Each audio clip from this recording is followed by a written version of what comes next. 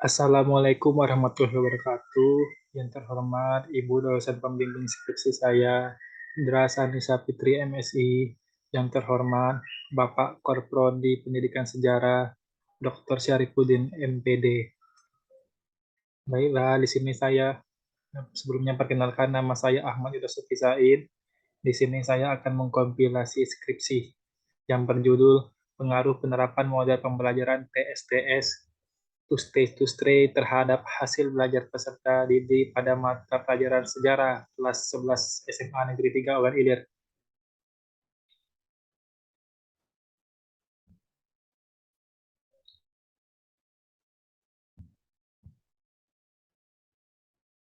Pada bab 1 pendahuluan, kutipan pertama yaitu dari Hasan dengan bukunya yang berjudul Dasar-Dasar Pendidikan Makas Pendidikan. Saya mengutip, pendidikan merupakan suatu kegiatan yang universal dalam kehidupan manusia karena dimanapun dan kapanpun di dunia terdapat pendidikan. Selanjutnya, kutipan kedua, saya mengutip dari Triyono dengan bukunya yang berjudul Kepemimpinan Transformasional dalam Pendidikan. Saya mengutip Undang-Undang Nomor 20 Tahun 2003 tentang Sistem Pendidikan Nasional sebagai proses acuan pembelajaran di lembaga pendidikan formal, informal, dan informal.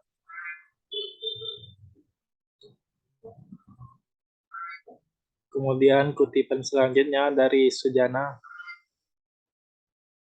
tahun 2019 dengan judul Fungsi dan Tujuan Pendidikan Indonesia. Saya mengutip di dalam Undang-Undang Nomor 20 Tahun 2003 tentang Sistem Pendidikan Nasional telah diatur terkait arah dan cara pelaksanaan pendidikan nasional yang di dalamnya memuat tentang tujuan dan fungsi pendidikan di Indonesia. Dengan tujuan dan fungsi pendidikan yang telah terurai di dalam undang-undang tersebut, arah pendidikan dapat terlihat secara jelas bahwa pendidikan di Indonesia bertujuan untuk mempersiapkan generasi bangsa yang lebih baik. Selanjutnya kutipan dari Yanuarti yang berjudul Pemikiran Pendidikan Ki Hajar Dewantara dan Relevansinya dengan Kurikulum 2013. Saya mengutip pada halaman 240, tokoh yang memiliki sumbangsi besar untuk kepemimpinan pendidikan di Indonesia dan mendapat gelar sebagai Bapak Pendidikan Nasional yaitu Ki Hajar Dewantara. Ia adalah aktivitas pergerakan kemerdekaan Indonesia, kolumnis, dan pelopor pendidikan bagi bangsa Indonesia. Sepanjang perjalanan hidupnya, syarat dengan keperjuangan dan pengabdian demi kepentingan bangsa. Tak heran jika peran dan jasanya begitu besar dalam mengawal impian bangsa Indonesia untuk menjadi bangsa yang merdeka dari segala macam bentuk penjajahan.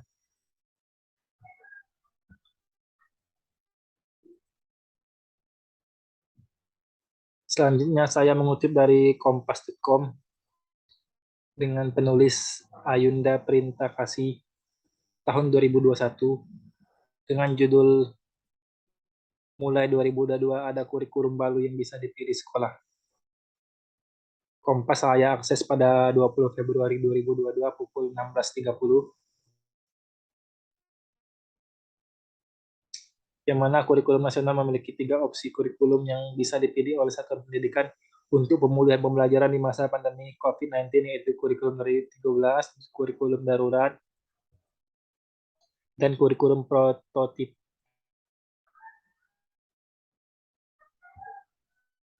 Selanjutnya kutipan dari Saadah dengan judul Implementasi Peraturan Menteri Pendidikan Nasional Republik Indonesia Nomor 41 Tahun 2007 tentang standar proses dalam pembelajaran PAI di SMP YPM 3 Taman. Saya mengutip Permendiknas Nomor 41 Tahun 2007 tentang standar proses berlaku untuk semua mata pelajaran baik di SMA maupun di SMP.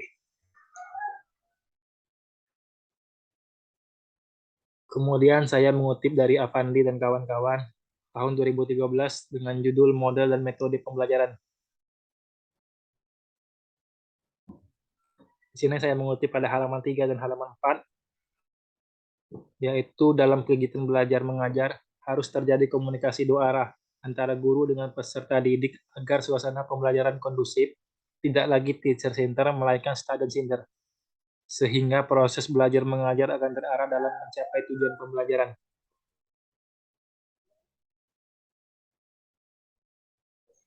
Selanjutnya saya mengutip dari Ramli tahun 2015 dengan judul Hakikat Pendidikan dan Peserta Didik.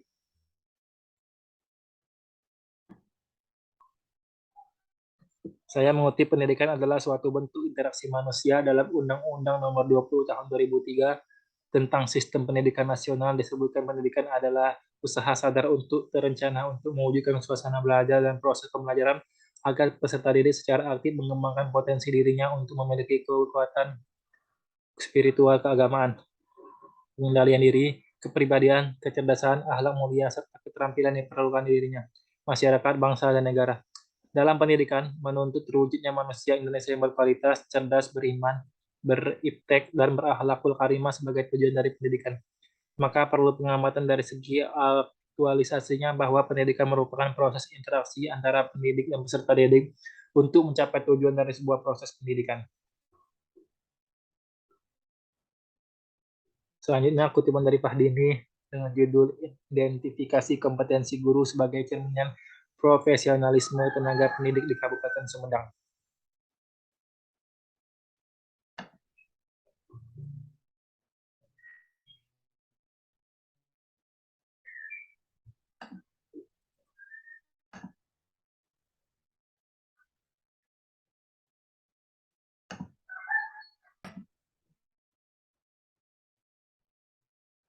Kutipan selanjutnya dari Nasution dengan judul Problematika Pendidikan di Indonesia. Saya mengutip, berbagai problematika pendidikan di Indonesia cukup banyak, mulai dari masalah kurikulum, kualitas, kompetensi, bahkan kompetensi kepemimpinan baik itu di jajaran tingkat atas maupun tingkat bawah.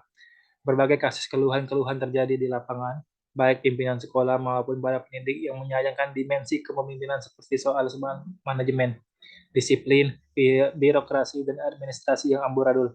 Kemudian yang tidak kalah pentingnya juga soal kepemimpinan di sekolah turut berperan mewarnai wajah penyelenggaraan dunia pendidikan serta memperlebar kesenjangan dan konflik internal para pendidik.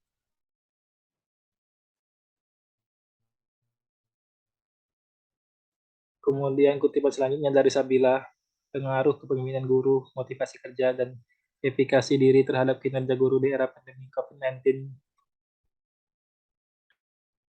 Saya mengutip pada bagian pendahuluan. Salah satu hal yang mendukung terbentuknya pendidikan yang berhasil adalah baiknya kinerja guru di sekolah. Kinerja guru secara garis besar dapat dipengaruhi oleh faktor internal maupun faktor eksternal.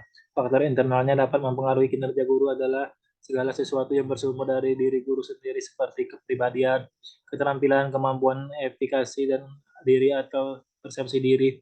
Guru mengenal mengenai kemampuan mereka serta sertifikasi guru kerja guru. Adapun faktor eksternalnya yang mempengaruhi kinerja guru dapat berasal dari reward atau penghargaan serta apresiasi yang diterima guru, dukungan sarana prasarana intensif yang mereka terima, lingkungan kerja yang kondusif, dan bagaimana pola kepemimpinan yang diterapkan di sekolah. Kutipan selanjutnya dari Diarsa, pengaruh model pembelajaran to-stay berbantuan visual, media visual terhadap hasil belajar IPA siswa.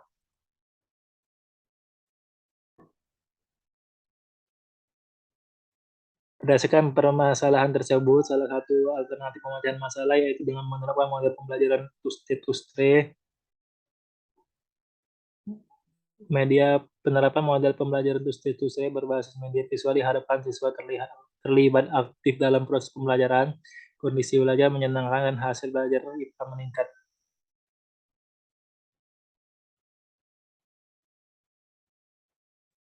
Kutipan selanjutnya yaitu dari Mulyantini 2019. Pengaruh model pembelajaran to-stay terhadap minat belajar IPA siswa kelas 4 SD. Menurut Sohimin 2014, pemilihan model pembelajaran to-stay dikarenakan siswa akan tertarik dalam mengikuti pembelajaran yang berlangsung. Tidak terus-menerus siswa hanya mendengarkan ceramah dari guru atau pemberian tugas yang diberikan oleh guru yang bersangkutan pada saat mengajar.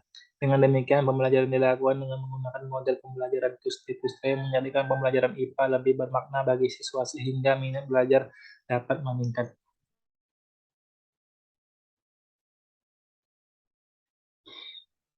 Kutipan selanjutnya dari Indrianise 2011.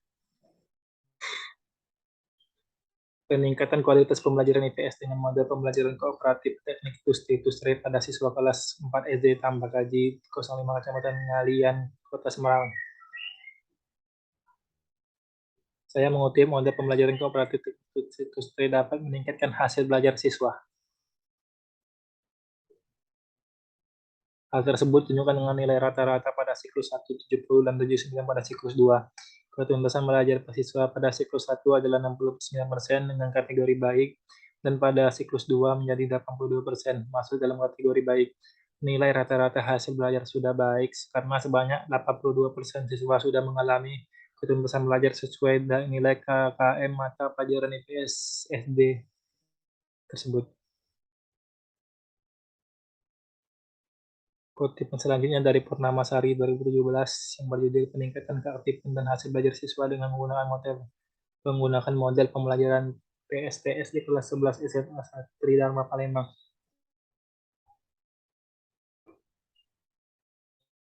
Hasil penelitian didapatkan persentase keaktifan siswa pada siklus 1 sebesar 59,79%, siklus 2 sebesar 67,67%, dan siklus 3 sebesar 73,17%, dan peningkatan hasil belajar dari nilai rata-rata hasil belajar siswa sebelum tindakan yaitu 52,16 dengan persentase tuntasan 31,58%, meningkat pada siklus 1 yaitu sebesar 61,76% dengan persentase tuntasan 52,94%. Siklus 2 yaitu 71,79 dengan persentase tuntasan 71,43%, dan siklus 3 yaitu 80,31 dengan persentase ketuntasan 87,5%. Hasil belajar pada dasarnya merupakan akibat dari suatu proses. Hal ini menunjukkan bahwa optimalnya hasil belajar siswa bergantung pada proses belajar siswa.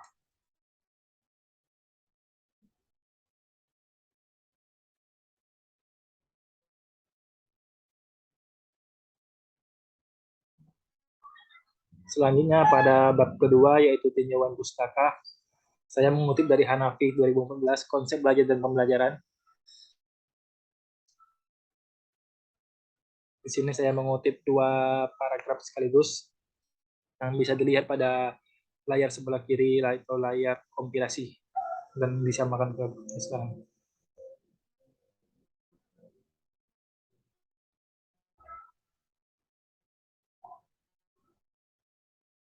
Kemudian kutipan dari Slameto yang berjudul belajar dan faktor-faktor yang mempengaruhinya.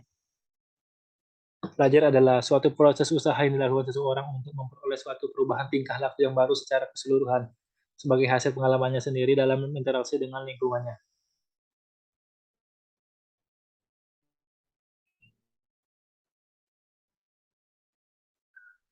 Kutipan selanjutnya dari Hamalik 2006, pada halaman ke-36 saya mengutip, halaman 6 maksudnya. Menurut Umar Hamalik, dalam karya bukunya yang berjudul Proses Belajar Mengajar, belajar adalah suatu proses perubahan tingkah laku individu melalui interaksi dengan lingkungannya.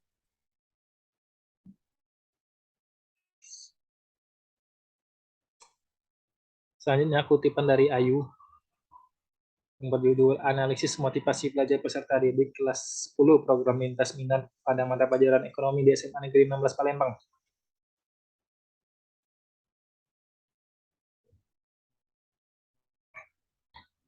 Saya mengutip, Slameto mengatakan bahwa belajar ialah suatu proses usaha yang dilakukan seseorang untuk memperoleh suatu perubahan tingkah laku yang harus secara keseluruhan sebagai hasil pengalamannya sendiri dalam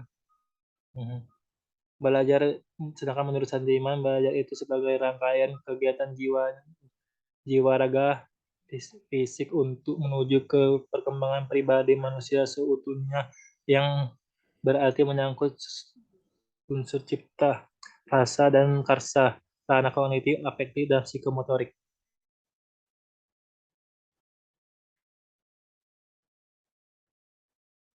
Selanjutnya, saya mengutip dari Pane tahun 2017 dengan judul Belajar dan Pembelajaran. Pembelajaran pada hakikatnya adalah suatu proses, yaitu proses mengatur pengorganisasian lingkungan yang ada di sekitar peserta didik sehingga dapat menumbuhkan dan mendorong peserta didik melakukan proses belajar.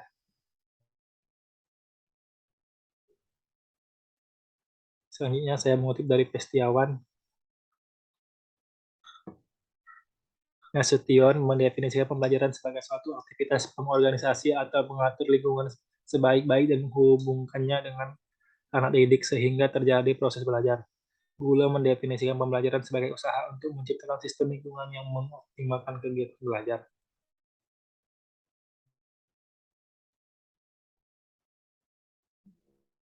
Selanjutnya saya mengutip dari skripsi kakak tingkat Dini Induk Waliasari tahun 2018 dengan judul Pengaruh Penerapan Model Pembelajaran Air Auditory Intellectually Reposition terhadap aktivitas dan hasil belajar peserta didik pada mata pelajaran sejarah di kelas 10 IPS SMA Negeri 10 Palembang. Saya mengutip ciri-ciri pembelajaran. Satu, pembelajaran dilakukan secara sadar dan direncanakan secara sistematis. Dua, pembelajaran dapat menumbuhkan perhatian dan motivasi peserta didik dalam belajar. Tiga, pembelajaran dapat menyediakan bahan belajar yang menarik dan menantang lagi peserta didik. Empat, pembelajaran dapat menggunakan alat bantu belajar yang cepat dan menarik. Lima, pembelajaran dapat menciptakan suasana belajar yang aman dan menyenangkan bagi peserta didik. 6. Pembelajaran dapat membuat peserta didik siap menerima pelajaran baik secara fisik maupun psikologis. Selanjutnya saya mengutip Pestiawan. Yang pertama adalah adanya unsur guru, dua adanya unsur siswa, tiga adanya aktivitas guru dan siswa, empat adanya interaksi antar guru dan siswa, lima bertujuan ke arah perubahan tingkah laku siswa, enam proses dan hasilnya berencana atau terprogram.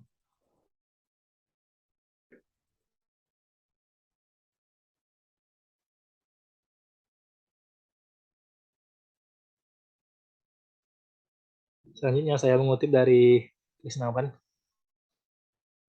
Egen Kucak menjelaskan bahwa ciri-ciri pembelajaran. Satu, siswa menjadi pengkaji yang aktif terhadap lingkungan melalui pengobservasian. Dua, guru menyediakan materi. Tiga, aktivitas-aktivitas siswa. Empat, guru secara aktif terlibat dalam pemberian arahan. Lima, orientasi pembelajaran penguasaan isi. Enam, guru menggunakan teknik mengajar yang bervariasi sesuai dengan tujuan dan gaya mengajar guru. Kutipan ke-26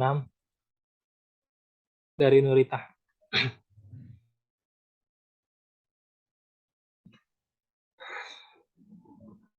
Menurut Umar Hamalik, belajar adalah bila seseorang telah belajar akan terjadi perubahan tingkah laku pada orang tersebut. Selanjutnya, Winnicott menyatakan bahwa hasil belajar merupakan suatu kemampuan internal yang telah menjalin milik pribadi dan kemampuan orang itu melakukan sesuatu sesuai dengan kemampuan yang dimilikinya. Menurut Nana Sujana, hasil belajar merupakan suatu kompetensi atau kecakapan yang dapat dicapai oleh siswa setelah melalui kegiatan pembelajaran direncanakan dan dilaksanakan oleh guru di suatu sekolah dan kelas tertentu.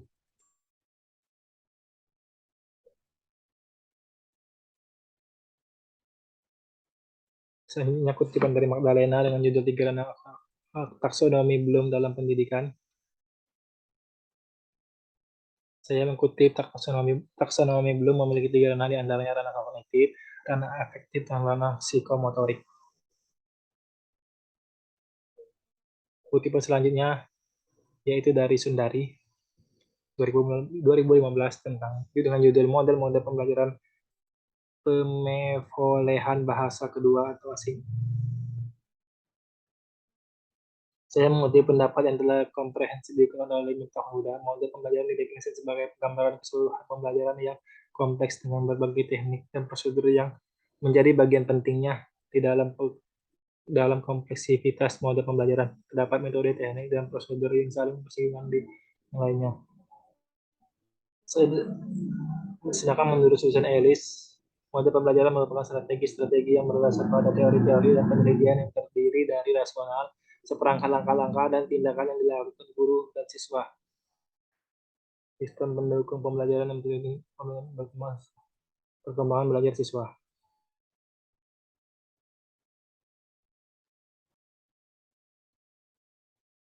Kemudian kutipan dari Mayasari, menjudul penerapan model pembelajaran to stay untuk meningkatkan komunikasi matematis dan motivasi siswa.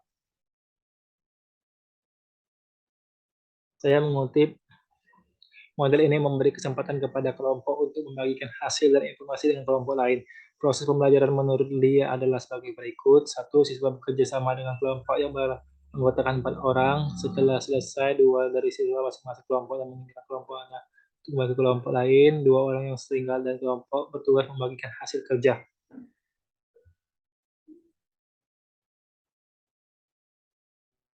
Kemudian kutipan dari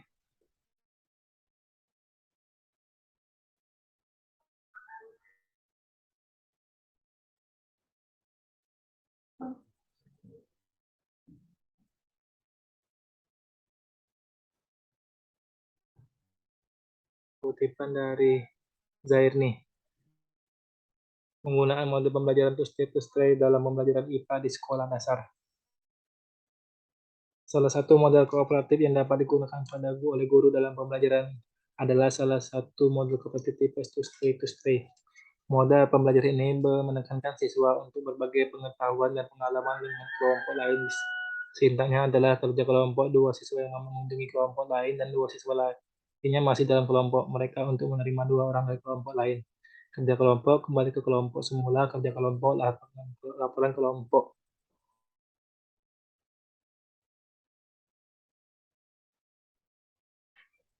Selanjutnya saya mengutip dari Sugiyarti dengan judul Pengaruh Model Kooperatif Tipe to stay dalam Kompetensi Dasar Sifat-Sifat Cahaya terhadap Tanggung Jawab dan Prestasi Belajar Siswa di kelas 5 SD Negeri Jepang. Saya mengutip, menurut Lee, struktur model kooperatif tipe to stay memberi kesempatan kepada kelompok untuk membagikan hasil dan informasi ke dengan kelompok lain. Kemudian saya mengutip dari Wahyuni dengan judul Penerapan Model Pembelajaran to stay untuk peningkatan hasil belajar keterampilan diskusi siswa kelas 10 IPS IPA 3 SMA Negeri 3 Singkawang.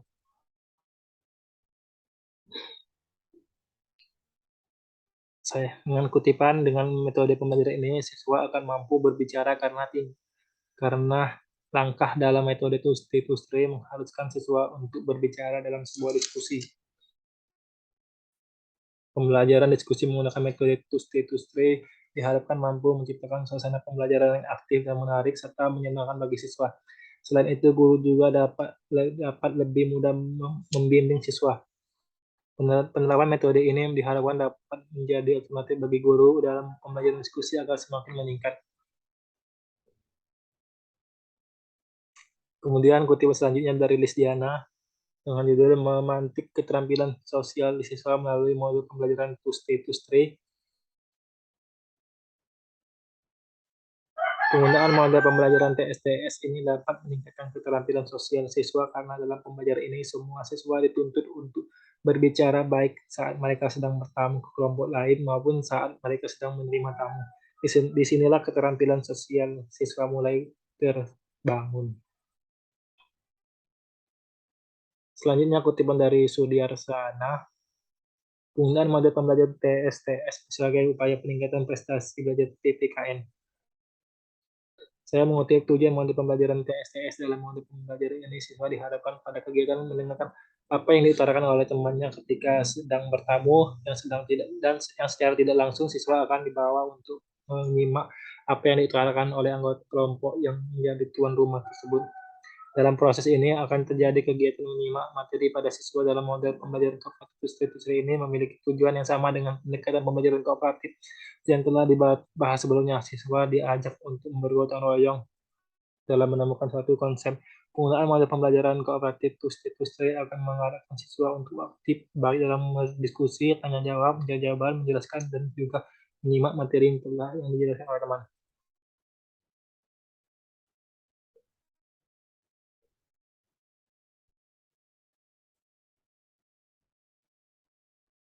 Kutipan selanjutnya dari Laia dengan judul Penerapan Model Pembelajaran Kooperatif Tipe to stay dalam Peningkatan Hasil Belajar.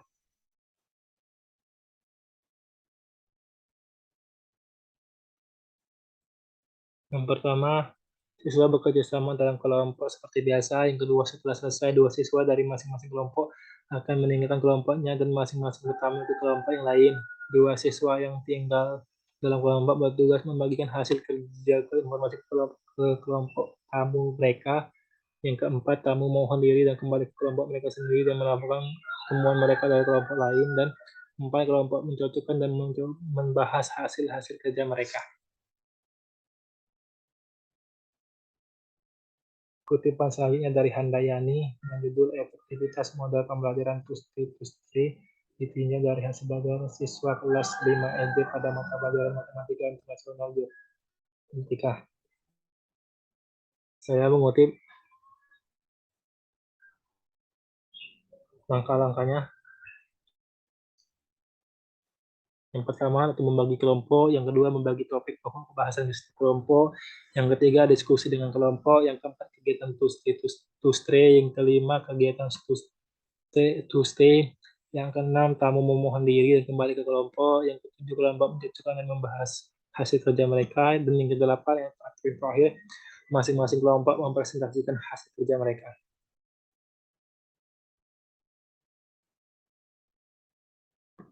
Kutipan selanjutnya dari Putri dengan judul Kajian Pembelajaran dengan Model Tuesday terhadap hasil belajar tematik terpadu di sekolah dasar. Menurut Putri, langkah-langkahnya adalah yang pertama, satu, penyusunan kelompok, dua, pemaparan bahan serta rangkaian kegiatan, tiga, berdiskusi dengan anggota kelompok, empat, dua anggota yang tinggal bertugas memaparkan hasil diskusi pada teman yang datang, lima, teman yang datang mencatat yang baik pada kelompok awal, enam, kelompok menamakan peserta membahas hasil diskusi, tujuh, memberikan penghargaan. Kutipan selanjutnya adalah dari Syamsiah.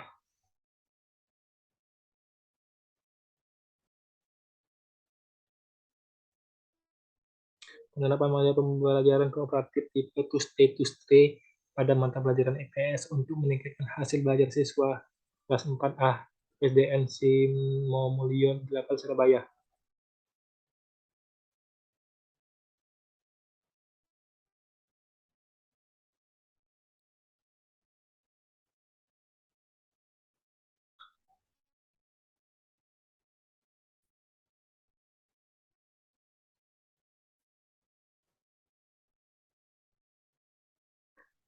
Ada beberapa tahapan dalam model pembelajaran TSTS menurut Samsia ini. Yang pertama adalah persiapan, presentasi, didik, formalisasi, dan terakhir adalah evaluasi dan kelompok penghargaan. Selanjutnya adalah kutipan dari Woloh yang judul penerapan model pembelajaran kooperatif tipe Tuesday untuk meningkatkan hasil belajar peserta didik. Sini saya di sini saya mengutip pada kelebihan dan kekurangan dari model ini. Bisa dilihat pada buat sebelah kiri kelebihan maupun kekurangan. Selanjutnya kutipan dari Sofian yang judul upaya meningkatkan prestasi belajar PKN melalui model pembelajaran kooperatif TSTS pada siswa kelas 4 SD negeri 00 Pusaran.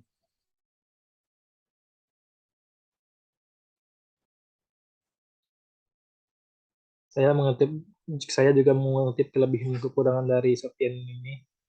Kelebihan yang pertama adalah pembelajaran akan lebih bermakna, pembelajaran berpusat pada siswa, siswa akan lebih beraktif, siswa lebih berani mengungkapkan pendapatnya, meningkatkan kemampuan berbicara siswa, dan yang terakhir dapat meningkatkan minat siswa. Adapun kelemahan menurut Sofian ini, satu, memerlukan waktu yang lama, dua, membutuhkan banyak persiapan, tiga, siswa yang kurang akan bergantung pada siswa yang pintar, maka akan ada kecenderungan siswa tidak mau belajar dalam kualitas pokoknya.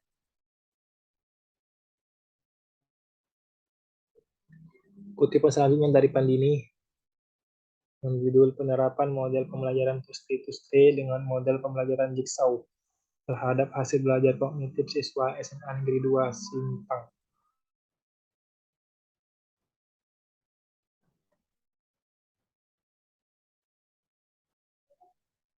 Sini saya juga mengikuti kelebihan beserta kekurangannya. Bisa dilihat pada word sebelah kiri. Kelebihan model pembelajaran TSTS adalah dapat digunakan dalam semua mata pelajaran dan semua tingkat usia siswa. Model ini tidak hanya bekerja sama dengan anggota sekelompok, tetapi bisa juga bekerja sama dengan kelompok lain yang memungkinkan terciptanya keakraban sesama teman dalam satu kelas dan lebih berorientasi pada keaktifan siswa. Sedangkan kekurangan model pembelajaran TSTS ini dapat adalah jumlah siswa dalam satu kelas tidak boleh ganjil, harus berdiri pada tempat. Peralihan dari seluruh kelas ke kelompok kecil dan kunjungan dari dua orang ke kelompok satu ke kelompok lain membutuhkan perhatian khusus untuk pengelolaan kelas serta dapat menyita waktu pengajaran yang berharga. Selain itu juga guru harus membutuhkan banyak tenaga.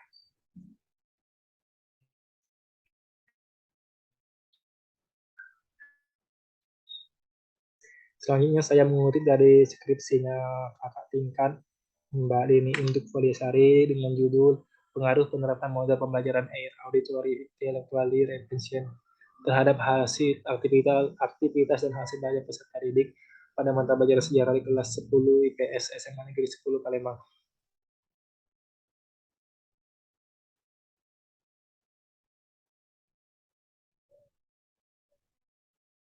Di sini saya mengutip 3 paragraf. Istilah sejarah kata bahasa Arab sejarah yang berarti pohon akar keturunan dan asal usul. Kata Inggris history berasal dari kata benda, Yunani historia yang berarti ilmu. Menurut melalui pengertian-pengertian ini dapat dijelaskan bahwa sejarah adalah cerita masa lampau yang telah terjadi dan tidak dapat direkonstruksi secara lengkap. Menurut Hugiono, ilmu sejarah ialah cerita perubahan-perubahan peristiwa atau kejadian-kejadian masa lampau yang telah diberi tafsir atau alasan yang dikaitkan sehingga membentuk suatu pengertian yang lengkap. Pengertian lain diungkapkan oleh Muhammad Ali, ilmu sejarah ialah kejadian-kejadian, peristiwa-peristiwa seluruh yang berhubungan dengan negara, manusia, sebagainya dengan tingkat seluruh perubahan yang nyata di dalam manusia sekitar. Saya juga mengutip bagian tujuan manfaat ilmu sejarah, di mana Tamburaka menyatakan bahwa tujuan pembelajaran sejarah adalah untuk memperoleh pengalaman mengenai peristiwa-peristiwa sejarah di masa lalu untuk dijadikan hikmah agar kesalahan yang pernah terjadi tidak akan terulang lagi.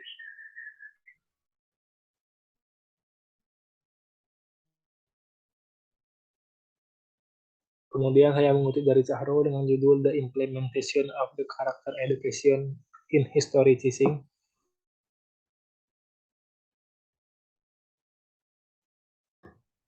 Pembelajaran sejarah merupakan bidang ilmu yang memiliki tujuan agar setiap peserta didik membangun kesadaran tentang pentingnya waktu dan tempat yang merupakan sebuah proses dari masa lampau, masa kini, masa depan, sehingga peserta didik sadar bahwa dirinya merupakan bagian dari bangsa Indonesia yang memiliki rasa bangga dan rasa cinta tanah air yang dapat diimplementasikan dalam berbagai kehidupan, baik nasional maupun internasional.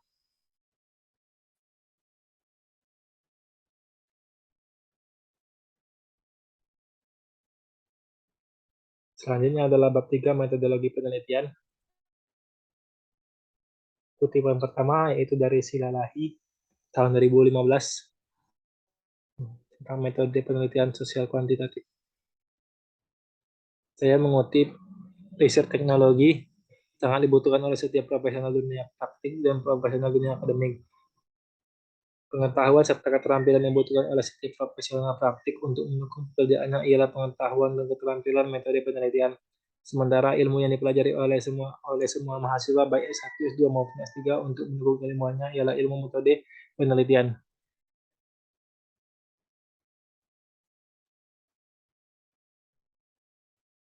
Kemudian saya mengutip dari skripsi kakak tingkat Mbak Anissa Cika Putri dengan judul Pengaruh Penerapan Model Pembelajaran TPS, Think, Pair, and Share terhadap keterampilan terhadap kemampuan berpikir kritis peserta didik pada mata pelajaran sejarah kelas 10 di SMA Tridharma Palembang. Saya mengutip dua paragraf. Adapun dalam penelitian yang akan dilakukan adalah menggunakan penelitian kuantitatif untuk menguji keterkaitan variabel dengan analisa data menggunakan statistik. Metode yang digunakan dalam penelitian ini adalah menggunakan metode kuasi eksperimen atau eksperimen semu. Desain ini dilaksanakan tanpa menggunakan kelompok kontrol atau kelompok lain sebagai pembanding. Penerapan kuasi eksperimen dengan menggunakan satu variabel yang dijadikan sebagai kelompok eksperimen dan hanya menerapkan satu perlakuan kemudian membandingkan hasilnya dengan cara melakukan pretest dan post-test. Dalam penelitian ini, penerapan kuasi eksperimen dilaksanakan dengan melakukan uji sebelum dan uji sesudah yang diberikan perlakuan pada kelompok kelas eksperimen yang memiliki tujuan untuk mengetahui ada atau tidaknya pengaruh selama penerapan model pembelajaran think, pair, and share terhadap kemampuan berpikir kritis peserta didik di SMA Tridharma Palembang pada mata pelajaran sejarah.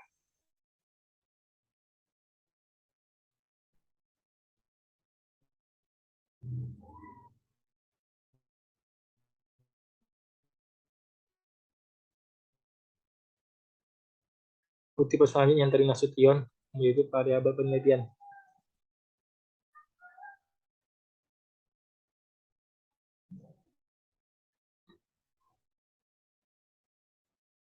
Sebagai contoh penelitian tentang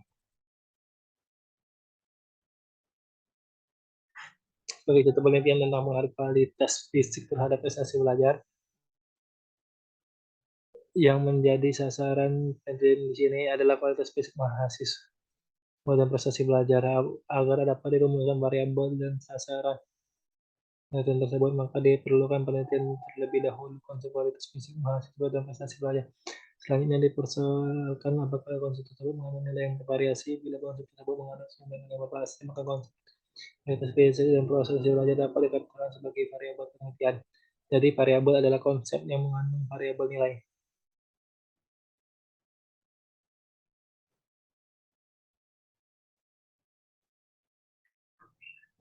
Kemudian saya mengutip dari Ulpah, variabel penelitian dalam penelitian pendidikan, di mana Sugiono, variabel penelitian pada dasarnya adalah suatu hal yang membentukkan apa yang diterapkan oleh peneliti untuk dipelajari sehingga diperoleh informasi tentang hal tersebut. Kemudian ditarik kesimpulannya. Secara teoritis, variabel didefinisi sebagai atribut seseorang atau subjek yang mempunyai variasi antara satu dengan orang lain atau satu objek dengan objek lain.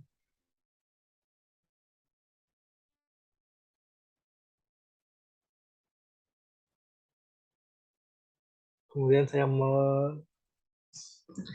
saya mengutip dari Ulpa lagi yang berjudul variabel penelitian dalam penelitian pendidikan tadi. Definisi operasional variabel adalah batasan dan cara pengukuran variabel yang akan diteliti. Definisi operasional dibuat untuk memudahkan dan menjaga konsistensi pengumpulan data, menghindarkan perbedaan interpretasi, dan serta membatasi ruang lingkup variabel.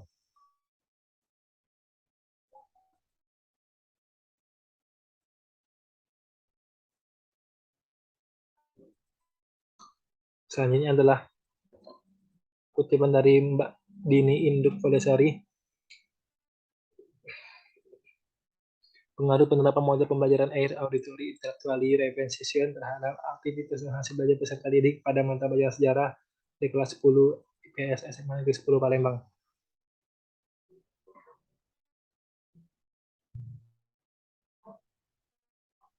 Dalam penelitian terdapat populasi. Populasi adalah wilayah generalisasi yang terdiri atas objek atau subjek yang mempunyai kuantitas dan karakteristik tertentu yang ditentukan oleh peneliti untuk dipelajari dan kemudian ditarik kesimpulan.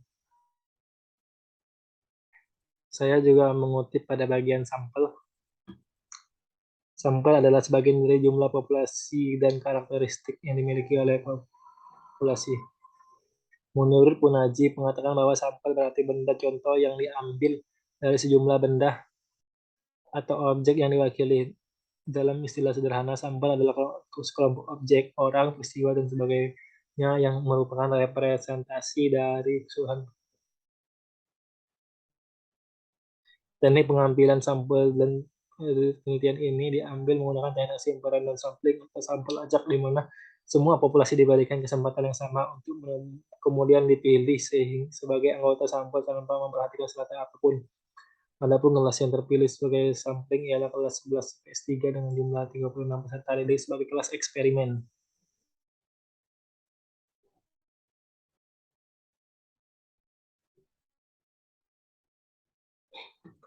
Selanjutnya saya mengutip lagi dari skripsi kakak tingkat Anissa Cika Putri yang berjudul Pengaruh Penerapan Model Pembelajaran TPS Think, Pair, and Share terhadap kemampuan berpikir kritis peserta didik pada mata pelajaran sejarah kelas 10 SMA Negeri Tridharma Palembang.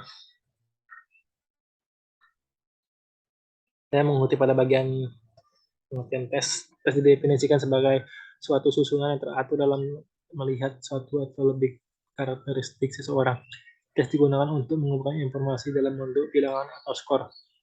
Tes sebagai instrumen yang digunakan dalam rangka pengumpulan data adalah suatu berisi pertanyaan dengan evaluasi yang digunakan untuk dapat melihat kemampuan afektif, kognitif, inteligensi, kemampuan dan psikomotorik yang dimiliki seorang individu atau kelompok. Pada dasarnya, tes merupakan instrumen atau alat dengan tujuan untuk mengukur suatu perilaku dan kinerja seseorang sesuai dengan konteksnya.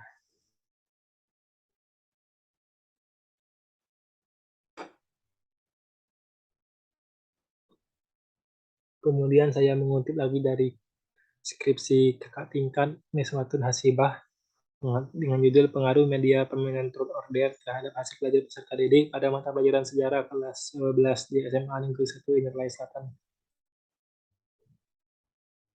Saya mengutip dari bagian uji validasi.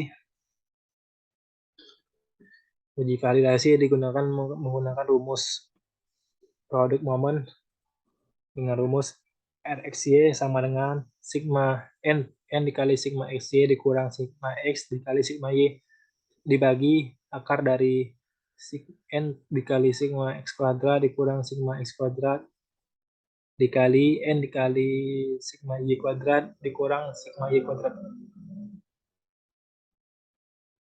Dengan RXY sebagai koefisien korelasi antara variabel dan variabel X dan variabel Y, N adalah banyaknya peserta didik, X adalah jumlah skor item, Y jumlah skor total, dan sigma X jumlah skor atribut Y, sigma Y jumlah skor dalam distribusi Y, sigma X kuadrat jumlah kuadrat dalam skor distribusi X, sigma Y kuadrat jumlah kuadrat dalam skor distribusi Y.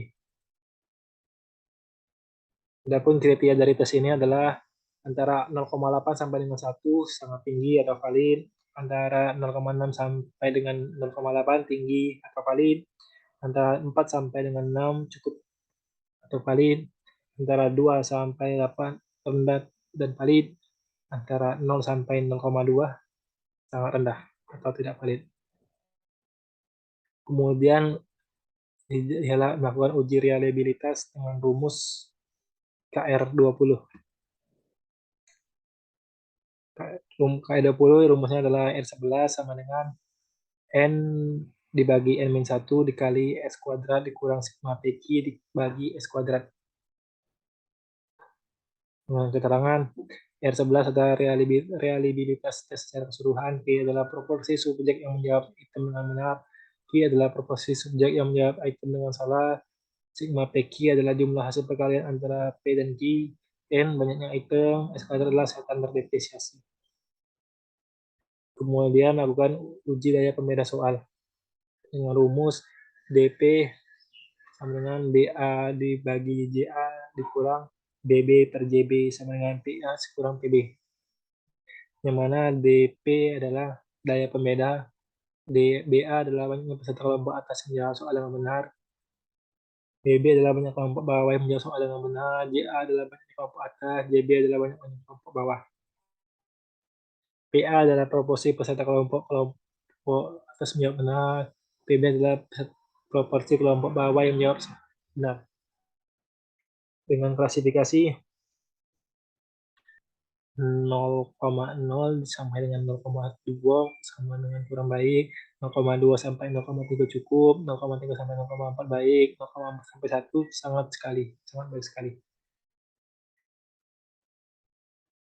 Selanjutnya adalah uji taraf kesukaran soal dengan menggunakan rumus P sama dengan B per JS, yang mana P adalah indeks kesukaran, B adalah banyaknya siswa yang menjawab soal itu dengan betul, JS adalah jumlah seluruh siswa peserta tes.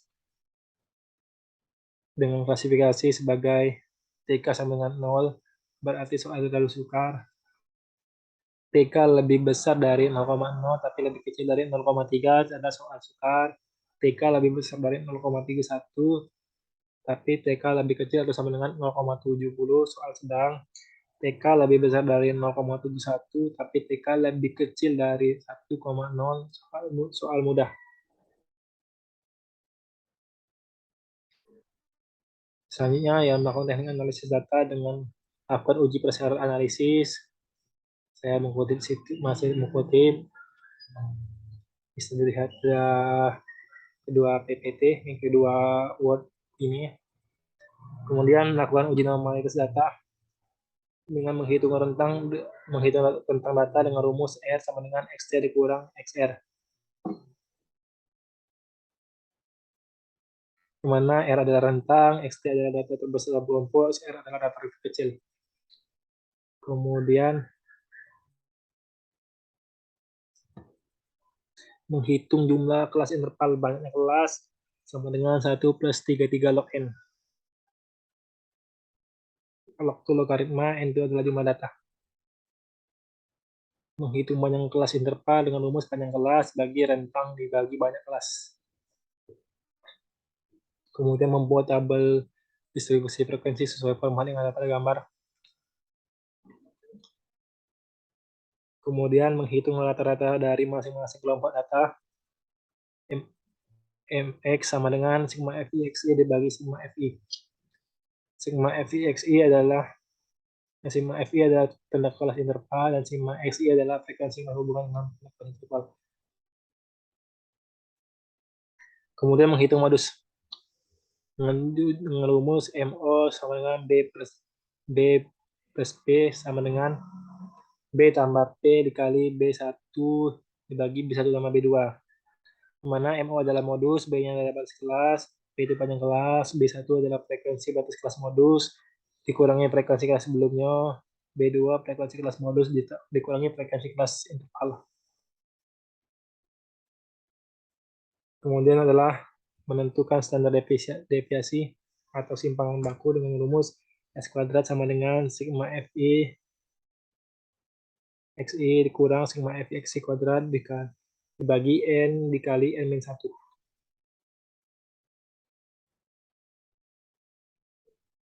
Kemudian menguji kenormalan data dengan koefisien kemiringan KM sama dengan rata-rata dikurang modus dibagi simpangan baku. Kemudian adalah uji homogenitas data menggunakan rumus S kuadrat sama dengan sigma N1 dikurang 1 kali S kuadrat dibagi sigma NT1.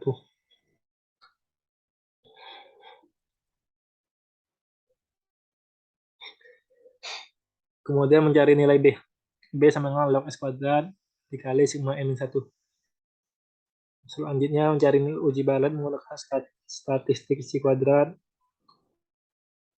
X kuadrat sama dengan IN 10 dikali B min sigma N min 1 log ST kuadrat. Kemudian membuat tabel pengulang uji homogenitas seperti pada gambar. Lalu menentukan uji linearitas regresi.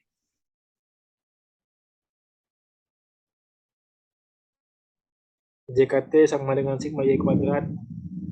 Jika rek A jumlah kuadrat koefisien A dengan jika rek A sama dengan sigma Y kuadrat dibagi N.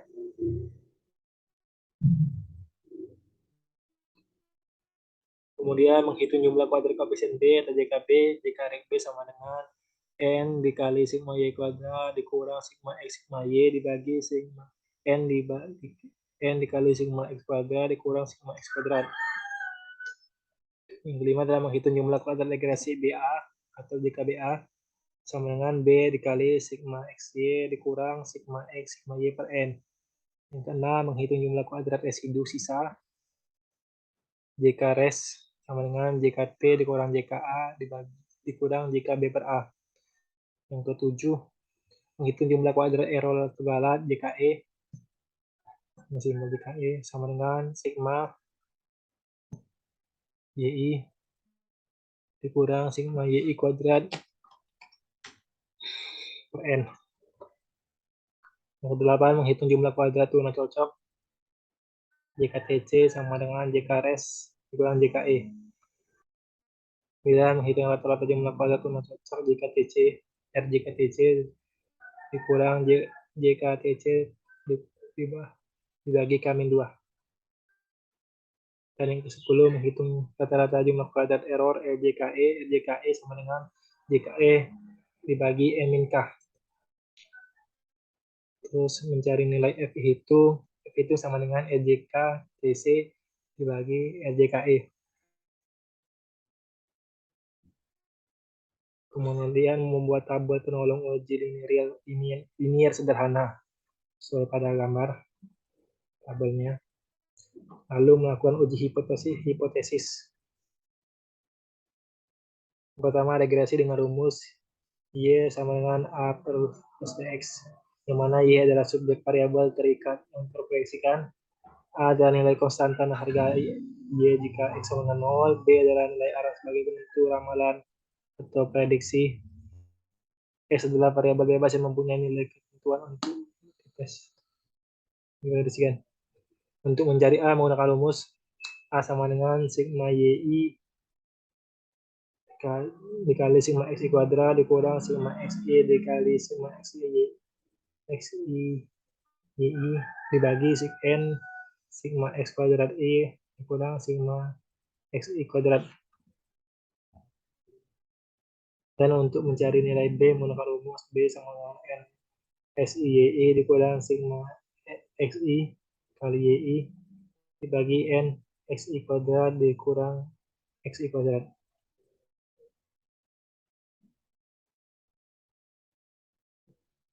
Kemudian melihat besaran pengaruh hubungan dari variabel bebas dan maka diperlukan rumus hubungan korelasi.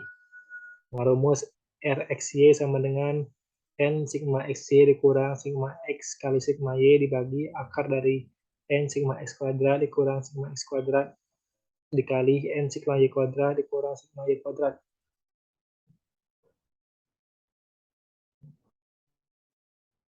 Dengan skala korelasinya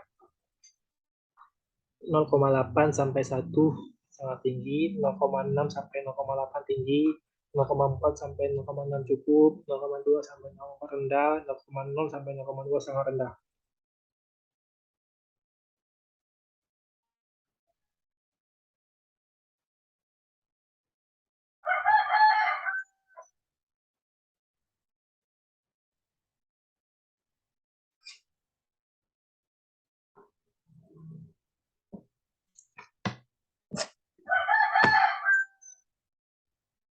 Kemudian kutipan selanjutnya pada bab 4 hasil penelitian dan pembahasan.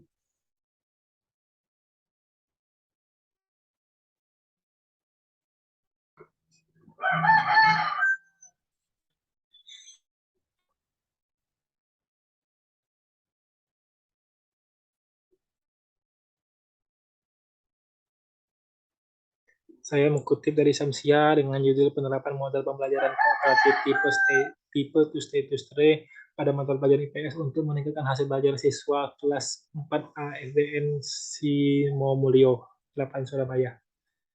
Saya mengutip penerapan model pembelajaran kooperatif tipe to status tree dalam pembelajaran IPS juga meningkatkan hasil belajar siswa.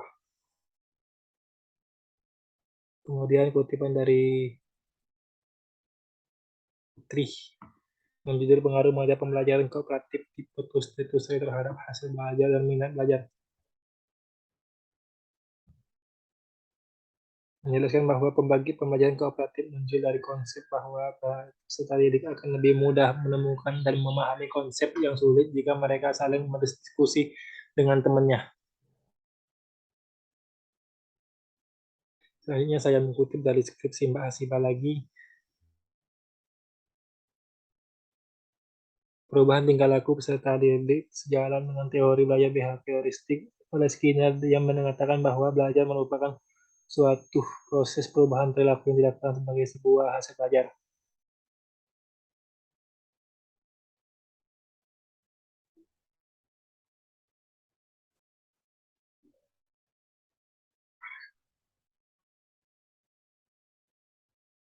Saya juga mengutip pada penjelasan pretest maupun post soal pretest yang bisa dilihat pada gambar pada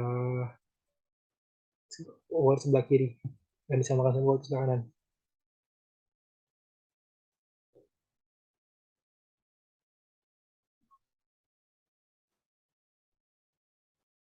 Serta tingkat pencapaian hasil peserta didik pada saat post-test menjadi tolak ukur untuk tercapainya kompetensi yang dirancang secara sistematis dan terencana pada saat pas pelajaran.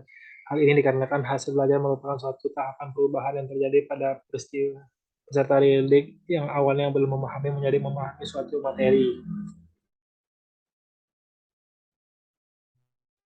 Kutipan ke-57 dari Duma ini dengan judul pengaruh model pembelajaran to stay terhadap hasil belajar IPA.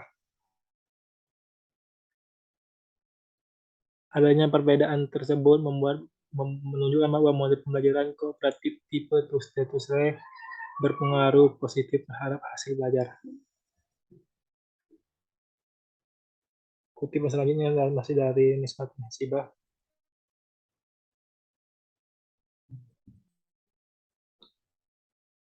Seluruh untuk perhitungan homogenitas terhadap hasil belajar peserta didik pada sampel penelitian digunakan taraf nyata alfa sama dengan 0,05 diperoleh, sehingga dapat ditulis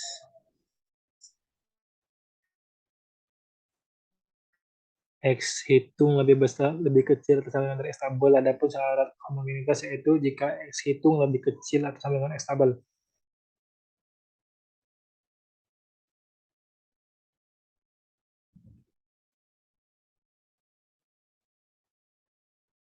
Selanjutnya adalah kutipan dari Kadiriandi dengan judul pengaruh penerapan model pembelajaran to stay terhadap peningkatan keaktifan hasil belajar sosiologi di SMA Pasundan 3 Bandung.